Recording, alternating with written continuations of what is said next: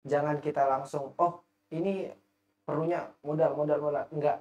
Kita budayakan itu di petani, critical thinking-nya itulah kita coba dorong dengan cara, ya begitu dengan adanya aplikasi ini, fitur Daninya itu kami sudah import ada 3 fitur. Yang pertama ada Tanipedia, Tani Invest, dan Tanya Tani. Sekitar bulan Oktober itu kami sudah berdiri PT Tani Jaya Negeri namanya. Sudah terdaftar juga di SINAS, Sistem Industri Nasional. Kita harus cari tahu bagaimana caranya supaya para petani jangan bertani seperti itu saja. Zaman maju, kenapa petani nggak maju-maju? Tidak seperti lomba lainnya. Ini sekali lagi P2M bukan tentang menang kalah, tapi tentang bagaimana usahanya bisa lanjut atau enggak. Assalamualaikum warahmatullahi wabarakatuh. Halo teman-teman semua, kembali lagi di Kalibratif, ruang eksplorasi kreativitas mahasiswa.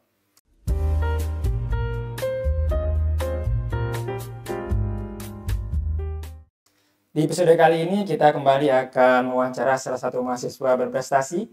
Kita akan mengulik karyanya di bidang pertanian. Karyanya ini menjawab tantangan dari masalah pertanian yang ada di Indonesia, terutama di Nusa Tenggara Barat. Dan karyanya ini lolos ke P2MW. Apa itu P2MW? Akan kita tanyakan selengkapnya ke Mas Lalu Wahyu Ardis Pradia. Selamat datang Mas Ardis. Ya, terima kasih. Terima kasih sudah menyempatkan hadir di tengah kesibukannya. Sibuk banget ya lah sekarang katanya. Alhamdulillah adalah kesibukan. Iya. Semoga semua lancar selalu ya. Amin. Oh ini Mas, yang pertama nama program ini kan Ayo Tani ya. Ya. Bisa dijelaskan dulu secara singkat program Ayo Tani ini bergerak di bidang apa? Oke, jadi Ayo Tani itu seperti yang udah disebut tadi adalah gagasan kita, yaitu sekarang masih bentuknya aplikasi yang tujuannya adalah untuk membantu masyarakat secara luas, khususnya petani untuk bisa bertani dengan lebih mudah. Jadi goals kami itu untuk membantu masalah-masalah yang ada para petani. Misalkan petani mengalami permasalahan tertentu, kami Ayo Tani ini sebagai jembatannya menemui solusinya. Nah, solusinya dari mana? Agar solusinya lebih valid itu kami menggunakan pakar pertanian seperti dosen atau bahkan dari penyuluhnya itu sendiri. Oke. Berarti permasalahan yang dilihat di masyarakat ini apa aja? Jadi kalau berdasarkan riset mandiri yang kami lakukan, sebenarnya di masyarakat itu terutamanya sekarang ini masih pola pikirnya itu dari semua masalah pertanian yang ada, solusinya hanyalah modal. Padahal dari ininya sendiri begitu dikaji, padahal solusinya itu bukanlah modal, tetapi ada masalah yang perlu di research di lahannya. Misalkan di petani ini cabainya ternyata terkena penyakit atau kering. Seringkali petani itu langsung to the point, oh kita butuh modal lebih ini untuk beli pupuk, beli apa. Padahal mungkin saja tanahnya petani itu terlalu asam atau ada penyakit bahkan di tanahnya, yang kita harusnya tanahnya itu yang kita perbaiki. Dan itu sebenarnya tidak perlu modal yang banyak asalkan kita mau langsung memperbaikinya. Jadi itu yang kita upayakan kita ubah, bahwa permasalahan itu sebenarnya kita harus kaji dulu. Jangan kita langsung, oh ini perlunya modal, enggak. Kita budayakan itu di petani, critical thinking-nya itulah kita coba dorong dengan cara, ya begitu dengan adanya aplikasi ini, mungkin petani atau bahkan masyarakat umum bisa mulai berpikir, oh sepertinya ada yang salah dengan tanaman saya, dan apa itu. Nah, setelah mereka berpikir begitu, kamilah sebagai jembatannya untuk membantu menyelesaikan masalahnya. Oke, keren. Berarti tidak semua masalah pertanian itu adalah modal ya? Iya. Banyak masalah-masalah lain yang petani-petani mungkin belum tahu ya? Karena keterbatasnya pengetahuan di bidang pertanian. Iya. Mas Ardis ini merupakan mahasiswa jurusan Agroekoteknologi, Fakultas Teknik Universitas Mataram. Jadi memang ini adalah bidang keilmuannya ya? Jadi bukan sekedar melihat masalah terus nyari solusi cepat, tapi ini memang bidang keilmuannya ya. Kemudian Ayo Tani ini lolos di P2MW. Ya. Apa tuh P2MW? Jadi P2MW itu adalah program pembinaan mahasiswa wirausaha.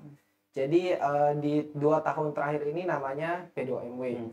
Kalau di zaman dulu mungkin 5 tahun yang lalu itu ada namanya KBMI dan kalau nggak salah satu namanya ILD yang untuk digitalnya. Jadi kewirausahaan digital dengan yang non digital itu dipisah. Tapi 2 tahun sekarang ini mulai disatukan dengan satu program yang namanya P2MW. Di sana itu sudah banyak mencakup, ada bisnis digital, ada manufaktur, ada jasa, ada fashion, ada makanan minuman, ada budidaya juga. Jadi semuanya dirangkum jadi satu di P2MW itu.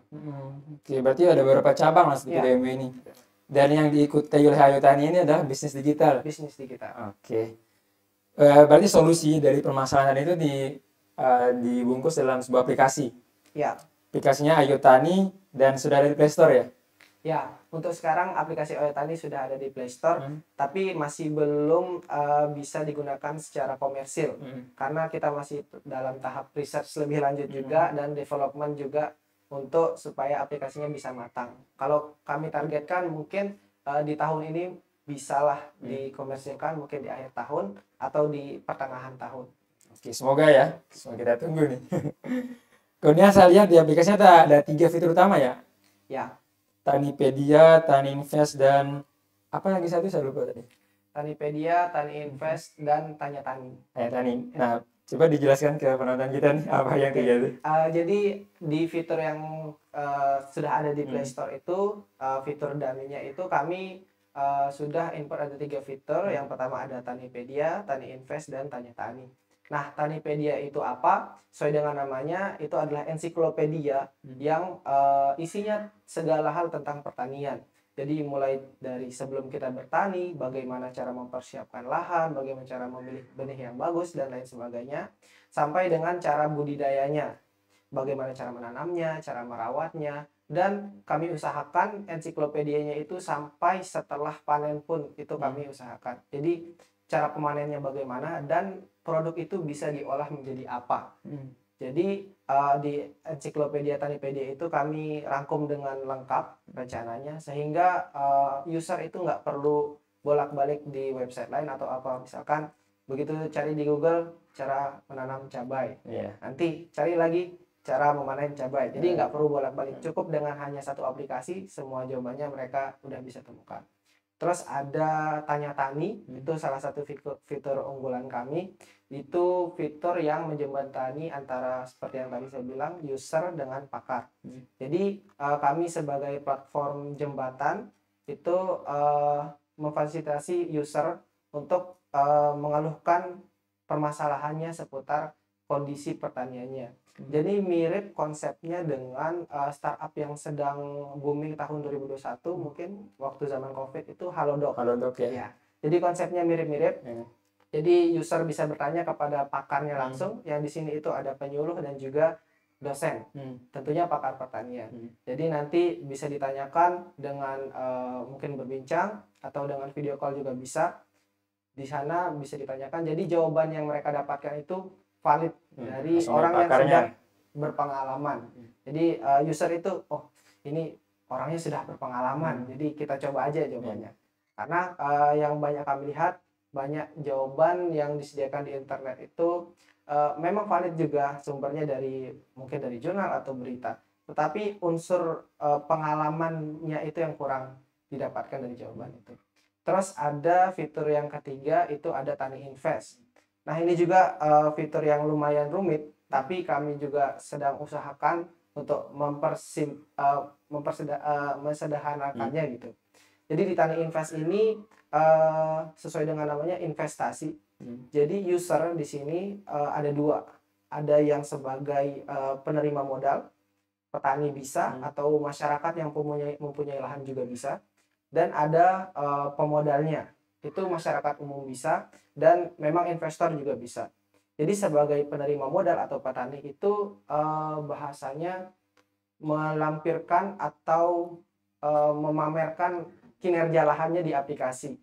Jadi nanti di aplikasi dilampirkan di tahun ini hasil panennya segini, keuntungannya segini dan lain sebagainya. Kondisi lahannya segini, luasnya segini. Jadi user yang memiliki modal yang ingin berinvestasi bisa melihat track record si petani di sana. Ya. Oh, petani ini, Pak ini lahannya segini, komoditas yang ditanam ternyata jagung, oh sesuai dengan keinginan saya. Jadi setelah itu dia bisa memilih untuk berinvestasi di lahan tersebut. Nah, nanti bagaimana cara kesepakatannya? Itu kami menggunakan sistem mudharabah. Jadi full tanggung jawab itu ada untuk modalnya 100% dari si pemodal, petani hanya mengerjakan, dan untuk pembagian keuntungannya nanti sesuai dengan kesepakatan dari kedua belah pihak. Jadi selain dari investasinya yang syariah gitu, ini juga investasi yang menerapkan win-win solution gitu.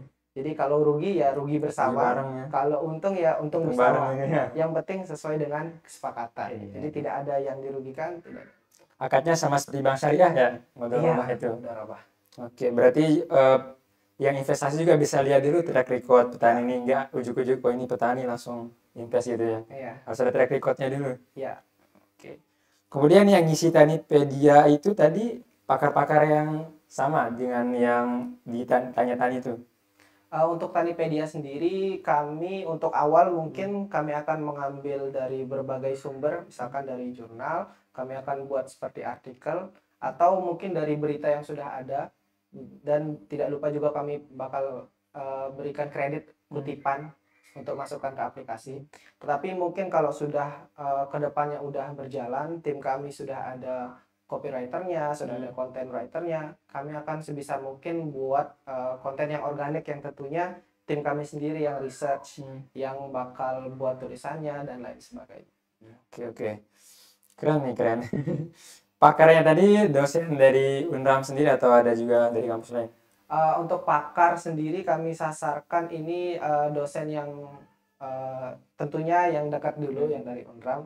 Dan juga penyuluh dari dinas. Oh, dari dinas juga. Ya. Dan untuk kedepannya mungkin kami akan membuka pakar tapi untuk yang non dari instansi. Misalkan dosen dan dinas itu kan mereka sudah berinstansi. Tapi untuk kedepannya mungkin kami akan buka untuk orang yang memang bergelut di dunia pertanian tanpa memiliki gelar pertanian. Jadi nggak ada batasan gitu. Tetapi dengan syarat ada tes yang harus dilalui. Jadi itu sebagai kayak penentunya gitu. Kalau dia memang bisa atau berpengalaman di dunia pertanian, pasti bisa menjawab soal-soal yang kami berikan. Entah itu soal esai, pilihan ganda maupun wawancara yang tentunya tim pewawancaranya pun yang sudah berpengalaman di dunia pertanian. Oke. Jadi pakarnya selain dari akademisi ada juga orang yang terjun lapangan dari dulu ya. Oke. Jadi memang ada pengalaman-pengalaman khusus lapangan ya, biasanya yang akademisi itu juga belum terlalu ini ya. Oke. Kalau tadi invest tadi pasti skemanya itu investor melihat track record, kemudian dananya 100% dari investor, kemudian petani menjalankan, kalau rugi sama-sama rugi, kalau untung sama-sama untung. Berarti ini juga sudah izin dari OJK dan dinas lain? Ya, tentunya kalau sudah sistemnya berjalan, itu kita bakal minta izin dari OJK untuk pemantauan transaksi di dalam aplikasinya dan untuk keamanan user tentunya. Oke. Kalau tahap P2M ini gimana? Saya dengar timnya ini lolos ke ini ya, kayak ke timnasnya P2M ini. Ya, jadi kalau di P2M itu memang ada PIMNASnya, tapi sebutannya itu KMI Expo. Jadi kalau mungkin PIMNAS itu mereka akan tanding lagi untuk memperebutkan juara dan nantinya diumumkan. Tapi kalau di KMI itu kita expo modelannya. Jadi kita memamerkan produk yang sudah kita buat. Kemarin itu untuk KMI Expo sendiri lokasinya ada di Universitas Pendidikan Ganesha di Bali. Jadi di lapangan Undiksa itu memang disiapkan untuk KMI Expo. Kemarin sekitar ada 500 stand terop, 500 tenda di lapangannya ngisi itu. Jadi kita selama kurang lebih 1 minggu di sana, sebelum pengumuman di 3 hari itu kita bebas untuk keliling, mencari relasi, mencari kenalan, melihat produk tim lain dari universitas lain, itu kita bebas. dan penjuriannya itu kita didatangi ke stand kita. Jadi kita udah ada ininya, jadwalnya, misalkan di hari kedua jam segini itu adalah sesi penjurian kita. Jadi kita harus sudah standby di stand. Jadi dari situ kita bisa lihat, oh ternyata univ lain bagus-bagus loh idenya, dan kita nggak kalah gitu loh. Dan bahkan di Ayo Tani sendiri hanya ada satu universitas yang konsepnya lumayan mirip dengan Ayo Tani, itu dari Universitas Islam Indonesia. Dan dari situ kita sharing developnya pakai apa, gimana kok bisa idenya muncul dari mana. Jadi kita sharing di sana, walaupun mirip tapi nggak harus saingan kan. Kita ambil keuntungan aja, kita sharing bagaimana ke depannya. Siapa tahu bisa melebur jadi satu atau bahkan bermitra ke depan. Iya, betul. Tidak harus ide sama itu saingan ya. Saja bermitra. Kalau di Expo tadi apa aja yang dinilai? Kalau di Expo itu yang dinilai dari dewan jurinya, yang pertama itu rupa standnya, keindahan dari standnya. Terus selanjutnya prototipenya atau barang yang dibawa, tergantung usahanya apa. Kalau makanan tentunya makanannya, karena kita kebetulan bisnis digital, jadi kita memamerkan pada saat itu UI dan UX-nya. Terus selain itu presentasi dari kitanya sendiri. Kita diminta untuk presentasi dalam jangka waktu 5 menit. Dari 5 menit itu harus kita paparkan apa saja yang sudah kita capai, bagaimana progres kita ke depannya, dan bagaimana kondisi kita sekarang pada saat di KMI Expo itu. Yang presentasi semua anggota? Yang presentasi hanya satu saja. Anggotanya berapa orang? Untuk Ayo Tani anggotanya ada 5 orang. Itu maksimal ya di Udemy? Ya. Oh, berarti sama kayak PKM ya? Ya, maksimal 5 orang. Oh iya. Yang dilihat di Expo tadi apa aja selain aplikasi yang dibawa sama masnya ke sana? Waktu kemarin penjurian itu selain nanya-nanya tentang aplikasinya, mereka juga tanya tentang bagaimana prospek kedepannya, terus tentang apa sih yang membedakan ini dengan yang lain gitu, dengan web yang lain, dengan platform yang lain, dan lain sebagainya. Selain menanyakan pertanyaan tentang bagaimana kondisi kita. Sudah disiapkan semua jawabannya ya? Alhamdulillah. Masih dalam tahap sudah prediksi pertanyaannya. Tidak ada yang mengagetkan banget. Kalau standnya itu apakah per kategori tadi? Ada kan bisnis digital, mungkin sederetnya lain lagi? Kalau standnya diacak. Oh, diacak. Jadi standnya itu satu universitas. Jadi di dalam stand itu, karena yang lolos KMI Expo itu untuk tahun ini hanya 2 tim saja. Jadi di satu stand itu hanya ada 2 tim. Kebetulan yang dari Unram kemarin ada satu tim kelompok saya Ayo Tani dari bisnis digital. Terus tim yang lagi satu ada Track Outdoor dari jasa, kategori jasa. Jadi kita satu stand. Tapi nanti begitu penjurian, yang satu minggir dulu. Ya, minggir dulu. Jadi kita penjurian dulu. Jadi begitu mereka penjurian juga kami minggir dulu. Di stand lain juga kayak gitu. Satu universitas satu stand. Tetapi ada beberapa universitas yang memang hanya mengirim satu tim supaya maksimal satu stand dia aja. Dan ada juga yang bahkan menyewa stand lagi. Jadi kayak kayak di Universitas Brawijaya itu mereka ada 3 stand. Jadi ada 3 stand Universitas Brawijaya, itu yang satu stand isinya 2, ada yang 1, ada yang 2 juga. Dan ada juga yang satu stand tapi semua produk yang dari P2MW yang tidak lolos pun mereka bawa. Gitu ya. Produk-produk pendukung. Berarti tidak ada batasan yang benar-benar ketat di sana ya? Ya. Terus dekorasinya tadi juga apakah ada limit gitu? Untuk dekorasinya sejauh yang saya lihat tidak ada batasan. Bahkan di beberapa universitas mereka rela untuk mengeluarkan uang yang banyak. Itu ada kenalan di Universitas Ahmad Dahlan, itu bahkan dananya untuk dekor aja itu sampai belasan. Dekor aja. Jadi mereka buat gapura di depan stand, terus di dalam standnya mereka kasihin lampu, kasihin kipas dan lain sebagainya. Terniat ya. benar-benar niat. Kalau dari Unam kemarin gimana dekornya? Kalau kami dari Undram, karena kami datang ke sana langsung tinjau lapangan. Begitu nyampe sana kami lihat banyak gapura. Kok bisa banyak gapura ya? Nggak pernah terpikir gitu kan, di dalam bayangan stand ya sekedar Ya, stand pamerin biasa produk gitu gitu ya. kan, taruh meja, taruh banner, selesai gitu kan. Begitu nyampe sana ada gapura, ada meja tambahan, ada yang bawa TV, ada yang astagfirullah. Terus akhirnya kita mikir bagaimana ya supaya kelihatan bagus. Kalau gapura kan nggak mungkin gitu. Jadi ya kita perbaiki dalamnya aja dah.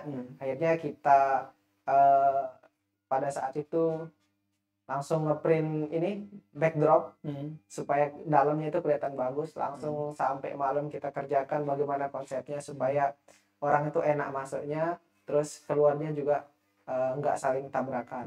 Dan di sana juga karena kita kalah di keindahan stand gitu, kita nggak usah malu-malu lah, kita agak kurang lah di stand. Jadi kita tonjolkan di hal lainnya. Kita buat waktu itu kita konsepin merchandise. Jadi orang mungkin nggak datang karena standnya indah, tapi datang karena merchandise-nya. Jadi kita walaupun ya dari jauh nggak terlalu kelihatan, tapi kita selalu rame gitu, karena ada merchandise. Ada hacknya di situ ya, dibuat merchandise. Kita buat merchandise. Lagi giveaway berarti ya? Iya, ada giveaway. Bisa rame juga gitu ya. Keren-keren. Kalau tahap P2MW tadi awalnya sama kayak PKM ya, kita upload proposal dulu. Ya, untuk P2MW kurang lebih sama PKM, tapi kalau PKM kan ada batas halamannya ya. Kalau nggak salah 10 halaman. Kalau P2MW sekreatif mungkin. Yang penting apa yang diisi di proposal itu bisa dijabarkan sedetail mungkin. Karena pokok pembahasan di proposal itu lumayan banyak.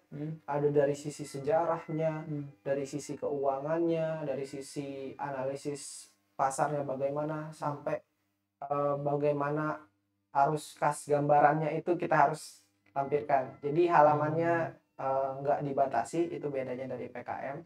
Sama untuk submitnya itu beda web sama PKM. Kita ada namanya web kesejahteraan namanya, P2MW. Jadi submitnya di sana, bukan di simbol mawanya. Oh, pantas malah saya lihat proposalnya itu panjang sekali ya. Sampai ada segmentasi pasar, segala macam, perhitungan bisnisnya. Memang kayaknya susah di limiting ke 10 ya. Soalnya ini detail banget. Kemudian aplikasi sudah di Play Store. Target penggunaan aplikasi berapa? Untuk aplikasinya kalau sudah berjalan, kalau di proposalnya kami targetkan itu sekitar 500 sampai 1000 pengguna per bulannya. Itu kalau aplikasinya sudah berjalan dengan lancar, fiturnya sudah matang semua, itu kami targetkan segitu. Oke. Kalau ini skema bisnisnya mana yang boleh di-spill-nya? Skema apa bisnis dari Aitan ini? Kalau bisnis Aitan ini sebenarnya mainly itu memasarkan jasa. Tapi untuk grand plan kedepannya, selain dari 3 fitur yang tadi, kami punya grand plan berbagai macam fitur, dan salah satunya ada marketplace-nya juga di sana. Jadi selain kami menjual jasa, kami juga kedepannya akan menjual produk. Gitu. Jadi untuk skema bisnisnya, selain mendapat profit dari biaya jasa, kami juga mengincar profit dari biaya produk. Dan karena kami lumayan aktif di sosial media, tidak menutup kemungkinan juga kami akan membuka kesempatan untuk berkolaborasi dengan produk lain atau mitra lain untuk kerjasama. Berarti planning kedepannya sini sudah cukup banyak ya? Luar biasa. Kalau berarti sekarang sudah jadi PT tadi ya? Ya, sekarang sekitar bulan Oktober itu kami sudah berdiri, PT Tani Jaya Negeri namanya. Sudah terdaftar juga di SINAS, Sistem Industri Nasional. Jadi mulai tahun kemarin 2023 itu setiap perusahaan yang PT maupun non PT, UMKM juga termasuk, itu harus terdaftar di SINAS. Jadi di sana dipantau oleh pemerintah bagaimana jalannya kondisi perusahaannya. kita juga udah terdaftar di sana dengan nama PT Tani Jaya Negeri. Di sana juga sudah langsung lengkap, begitu mendaftarkan PT langsung bisa mengurus BPJS Ketenagakerjaan dan berbagai hal lain untuk kebutuhan perusahaan. Berarti ini sudah niat gitu ya, sudah kita jadikan PT ya. Iya. Bukan sekedar ikut lomba terus hilang gitu ya. Iya. Dilanjutkan beneran ini. Iya, alhamdulillah. Keren-keren. Berusaha sudah. Kalau tadi kategori P2M itu apa aja? Untuk P2M itu yang saya ikuti bisnis digital, ada juga manufaktur, ada juga kuliner, ada fashion, dan lagi satu ada budidaya. Itu untuk kategori dari lomba-lomba P2MW. Kalau PKM kan ada PKMK, PKM. Nah, di P2MW juga ada, tapi berdasarkan bidang-bidangnya. Nah, disitulah kadang sebagai yang mengapply proposal, kadang juga banyak yang salah bidang. Misalkan kayak gini kan sebenarnya bisnis digital, tapi di satu sisi juga bisa masuk ke dalam budidaya kalau mau ditonjolkan budidayanya. Dan banyak juga proposal yang lain yang memang bagus, tapi karena salah masuk bidang, akhirnya nggak keterima gitu, nggak lolos. Berarti sama kayak PKM juga ya, PKM juga banyak yang salah kamar. Banyak yang salah Tapi kamar. P2MW ada salah kamar juga. Iya. Kalau ini pasar awalnya Ayu Tani ini awalnya di NTB ya? Ya, kami ngincarnya dari lokal dulu, dari bawah dulu. Kami sebelum ke lingkup NTB, kami setelah aplikasi atau websitenya rampung, kami targetkan ke ada yang namanya desa digital di NTB. Jadi memang desa yang sudah masyarakatnya melek secara digital. Nah kan di suatu desa itu pasti ada kegiatan pertanian dan lain sebagainya, baik secara luas dengan masyarakatnya pekerjaan petani, atau secara mandiri masyarakatnya bertanam di rumah. Nah di desa digital itu kami targetkan sebagai target pasar pertama kami. Jadi kami harap begitu kami masuk ke sana, pelan-pelan kami bisa dikenal bahwa Ayu Tani itu memang ada. Dan begitu kita sudah dalam tanda kutip sukses di sana, itu tidak menutup kemungkinan kita bisa merambah ke desa lain. Dan tentunya karena desa digital itu programnya pemerintah, kami juga bakal menargetkan bagaimana supaya kita ini bisa digandeng gitu dengan pemerintah. Jadi bukan diakuisisi, tapi digandeng. Supaya mungkin pemerintah waktu sosialisasi sekalian kenalin Ayu Tani gitu. Keren. Banyak juga planning ke depannya ini ya. Iya. Sudah lengkap ini. Kalau pihak yang terlibat di aplikasi ini siapa saja? Untuk pihak yang terlibat, kami rencanakan itu seperti yang tadi ada OJK, tentunya kalau sudah ada transaksi di dalam aplikasi. Ada pihak independen seperti pakarnya tadi, ada dosen dan penyuluh. Terus ada dari payment methodnya juga, misalkan untuk bank tentunya, kalau ada metode pembayaran bank, kami akan bekerja sama dengan beberapa bank. Ada dompet digital juga, GoPay, OVO, dan lain sebagainya. Kami juga ingin menggandeng dinas terkait, terutama dinas pertanian, supaya kami tuh pertumbuhannya juga bisa disupport gitu dari dinas. Karena kami targetnya aplikasi kami ini tidak profit oriented, maksudnya tidak melulu tentang uang. Jadi kami usahakan supaya aplikasi kami ini bisa jalan tanpa adanya uang yang dikeluarkan oleh pengguna. Jadi sebisa mungkin kita nggak usah isi aplikasinya itu dikit-dikit bayar. Jadi pure supaya semua orang bisa bertani tanpa kendala, tanpa kebingungan. Berarti tujuannya itu bukan profit oriented banget ya, yang penting masyarakat terbantu di bidang pertanian. Dari biasa tepuk tangan dulu kan.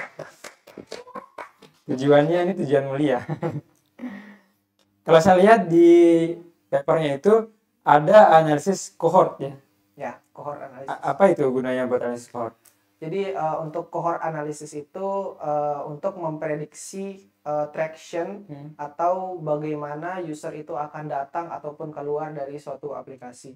Jadi waktu penyusunan proposal sebelum aplikasi ada, kami kan ini masuknya dalam kategori bisnis digital di tahapan awal. Jadi bisnisnya belum ada, lalu kami ajukan.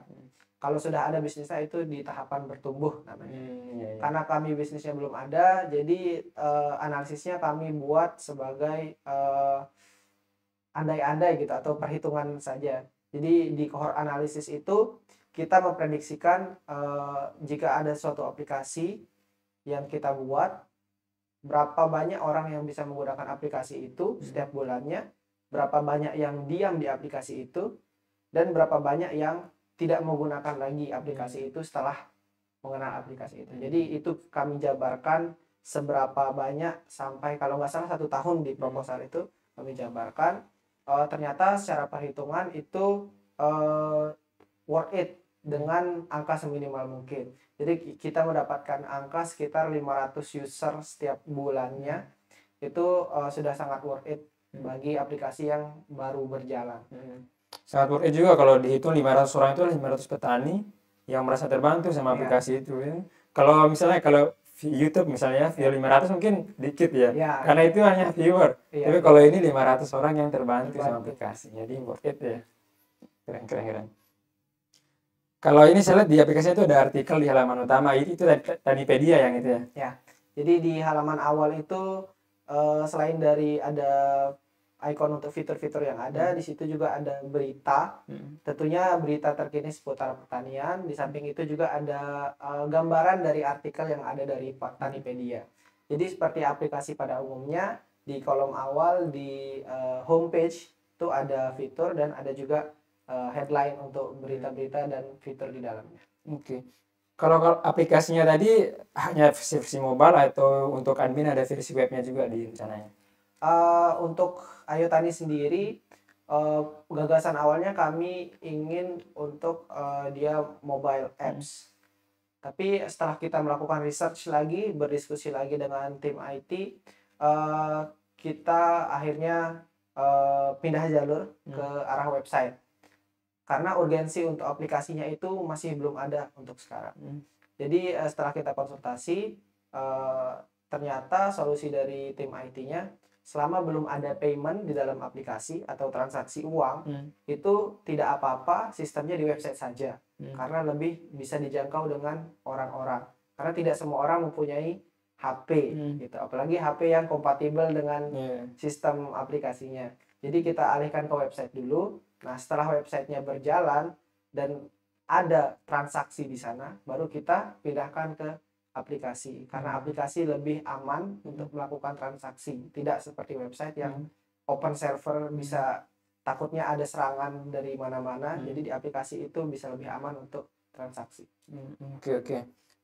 Berarti aplikasi juga main memori ya. Jadi tidak semua HP ada sisa ruang. Kalau website, ada sebenarnya website yang bisa sekalian aplikasi, namanya itu PWA, Progressive Web App, cuma ya lebih rumit dibuat. Jadi kalau dibuka nanti sekalian jadi aplikasi. Siap. Ini tim IT-nya berapa orang? Tim IT-nya sampai sekarang masih 1 orang. Untuk tim lengkapnya itu ada kami 5 orang dengan bidang masing-masing. Tapi rencana untuk menanggulangi kekurangan tim sumber daya manusia ini, kita akan buka sistem volunteering. Jadi mungkin beberapa bulan ke depan, karena kami sudah berbentuk PT, sudah perusahaan, jadi kami berhak menerbitkan dokumen berupa sertifikat, dan itu diakui secara nasional karena kita sudah bersifat perusahaan kan, tinggal stempelnya aja dan tanda tangan pimpinan perusahaan. Jadi kita akan buat volunteer sesuai dengan posisi dari yang ada di perusahaan kami. Kayak yang tadi ada Chief Technology Officer untuk IT-nya. Jadi kami akan buka posisi untuk teknologinya itu sendiri, dan nanti yang daftar itu dikepalai oleh tim kami dari Chief Technology Officer.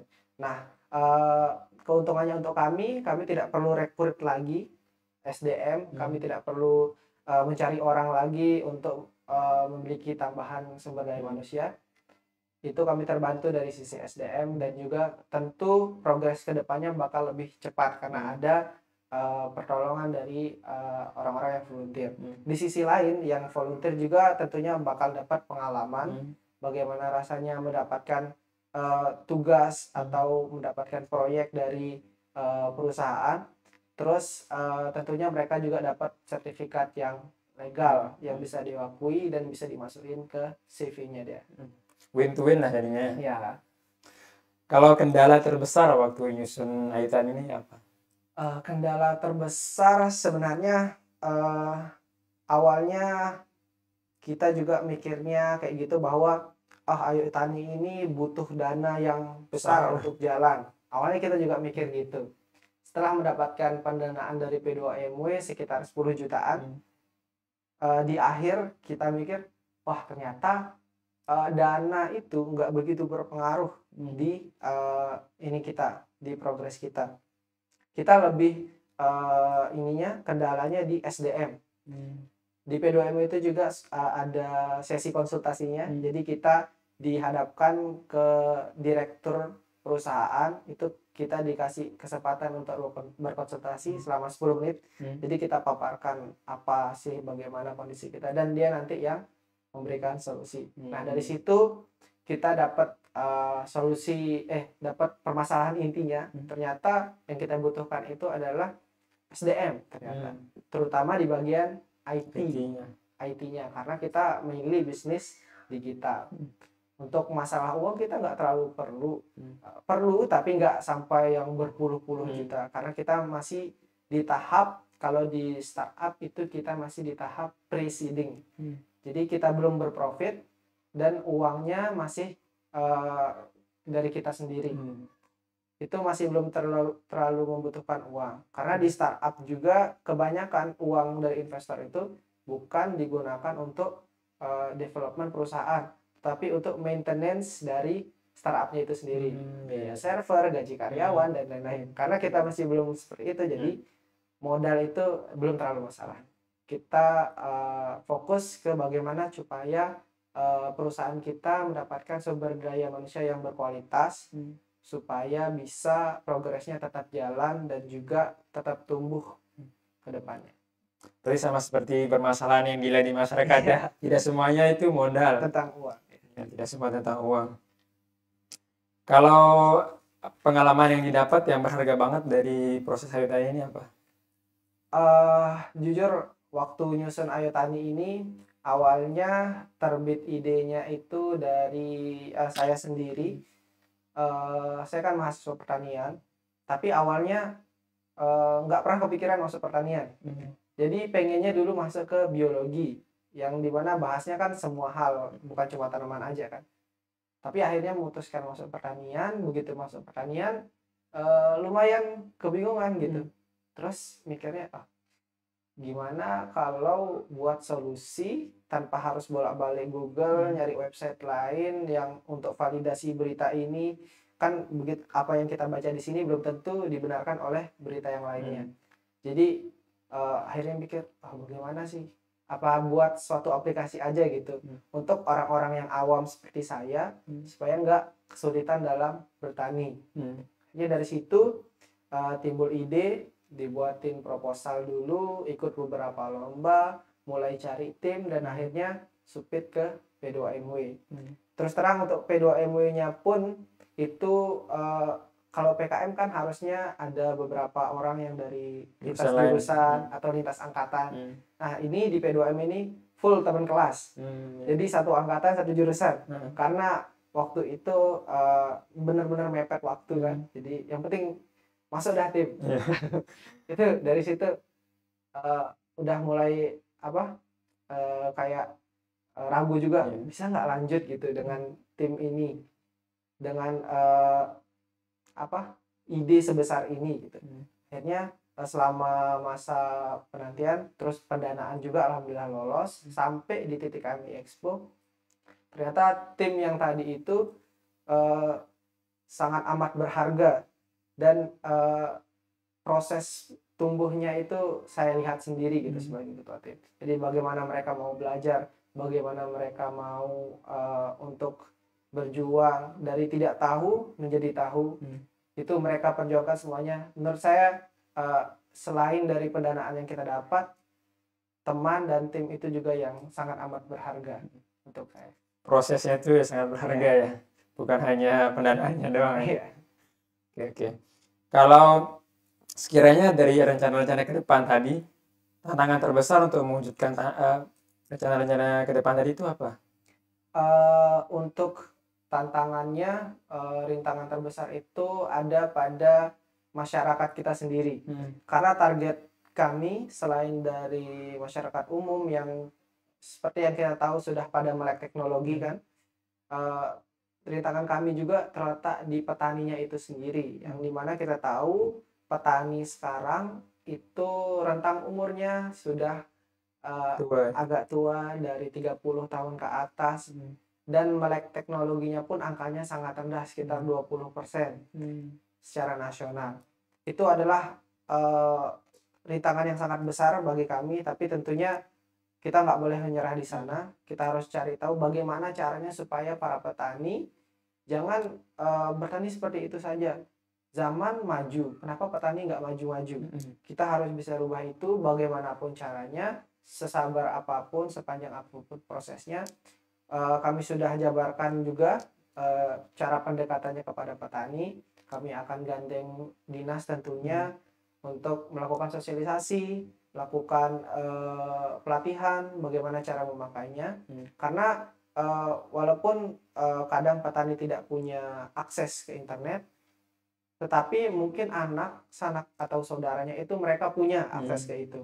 Jadi di zaman ini tidak ada kata tidak melek internet sebenarnya.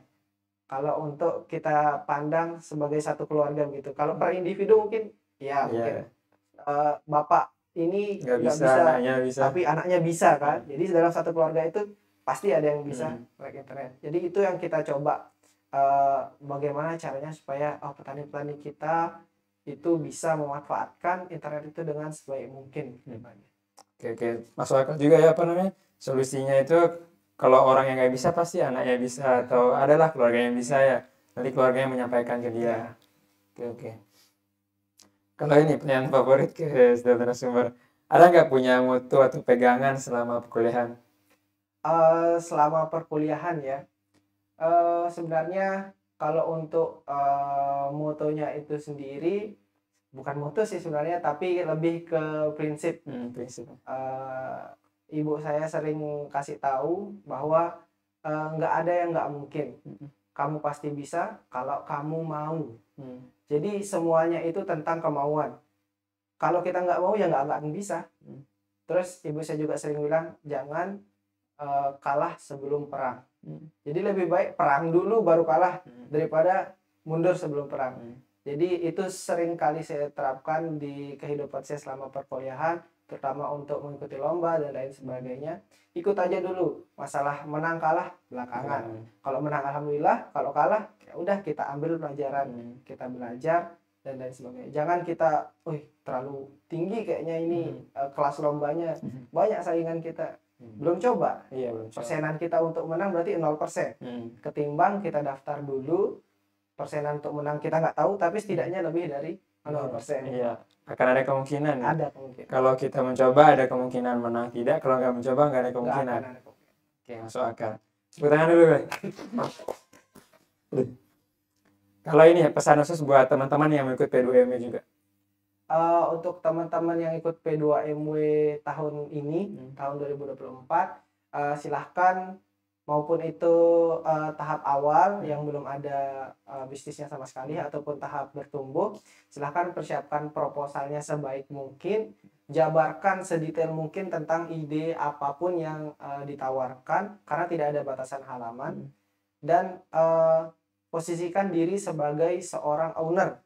Jadi bukan lagi sebagai seorang mahasiswa yang memaparkan idenya bagaimana, paparkan juga bagaimana ke depannya, dan posisikan diri sebagai seorang owner. Dengan begitu Dewan Juri akan melihat bahwa proposal ini sangat detail dan orangnya serius untuk melanjutkan usahanya. Karena tujuan P2MW ini sesuai dengan namanya, program kewirausahaan mahasiswa, itu untuk mencetak mahasiswa yang berwirausaha. Jadi goalsnya itu bukan menang kalah, tapi jalan atau enggak usahanya. Makanya untuk P2MW sendiri pendanaannya besar-besar, dari 15 sampai dengan 20 juta. 15 itu untuk tahapan awal, 20 juta untuk tahapan bertumbuh. Jadi silahkan disiapkan sebagus mungkin, sedetail mungkin proposalnya. Pengolahan data seperti juga yang terakhir tanyakan tadi, kalau dari saya sendiri bisnis digital ada cohort analisis, mungkin dari bisnis kuliner ada perhitungan tersendiri gitu. Itu juga silahkan dibuat sematang mungkin. Dan jangan submit mepet-mepet gitu. Itu ambil pelajaran, jangan submit mepet-mepet, dan silahkan persiapkan tim yang bisa diajak untuk kedepannya. Tidak seperti lomba lainnya, ini sekali lagi P2M bukan tentang menang kalah, tapi tentang bagaimana usahanya bisa lanjut atau enggak. Jadi sebaiknya ajak tim, siapapun itu yang kita bisa ajak bertukar pikiran, dan kita bisa ajak bekerja sama untuk selanjutnya. Oke, luar biasa pesannya teman-teman, diamalkan ya. Tadi saya ini timelinenya gimana kalau P2M ini? Kapan submit proposalnya? Untuk proposalnya itu karena PKM tahun ini itu di bulan Februari katanya dimajukan. Mungkin untuk P2MW kemungkinan juga dimajukan. Mungkin antara bulan Maret atau April. Karena PKM dengan P2MW itu dia berdekatan. Kemungkinan di bulan Maret atau bulan April itu sudah open submission untuk mahasiswa. Tapi nggak lupa juga seperti PKM, P2MW juga ada seleksi internalnya.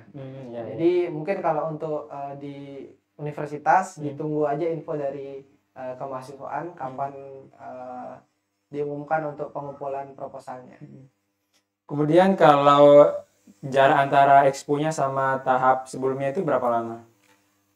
Untuk pendanaan kita kurang lebih 4 bulan untuk pendanaannya. Jadi selama 4 bulan itu kami melaksanakan usahanya. Terus setelah itu kita akan dites lagi untuk mengikuti KMI, disuruh presentasi. Untuk jarak dari pendanaan ke KMI-nya itu sekitar 1 bulan. Jadi di 1 bulan celahnya itu kita dites dan nanti diumumkan siapa saja yang boleh berangkat ke tempat KMI-nya, dan setelah itu baru diadakan expo-nya itu. Itu online di tesnya itu? Ya, untuk tesnya itu presentasinya online. Berarti sama kayak Monef PKM juga ya? Ya. Oke. Ada yang mau nanya lagi? Nggak ada?